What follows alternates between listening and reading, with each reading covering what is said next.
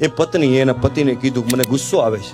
અને હસબન્ડે એમ કીધું કે અડધી કલાક ખાઈ હું હાર્ડવેરમાં જઈને આવું. હાર્ડવેરમાં જઈ 1 કિલોની ખીલીની ઠેલી લઈ આવ્યો અને ઠેલી એને આપી. હવે તને જ્યારે પણ ગુસ્સો આવે ને એટલે ખીલીને હથોડી પાછળ આપણે વાડો છે ને દિવાલ છે ને ત્યાં જઈ અને તને જેટલો ગુસ્સો આવે ને એ વાડાની અંદર દિવાલમાં ખીલી મારવાની.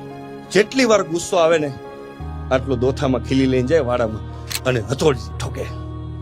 એક સમય ખીલી મારવાનો પણ મોકો ન મળ્યો અને ગુસ્સો આવવાનું બંધ થઈ ગયું. એના હસબન્ડને બોલાવીને કીધું કે હવે ખીલી મારવાની જરૂર નથી પડતી, ગુસ્સો બંધ થઈ ગયું. હા ઓકે, હવે દિવસમાં જેટલી વાર પ્રસન્ન રહે ને ત્યારે મારેલી ખીલી છે ને એ કાઢી નાખશે. દિવાલમાં બધી ખીલી કાઢી નાખી.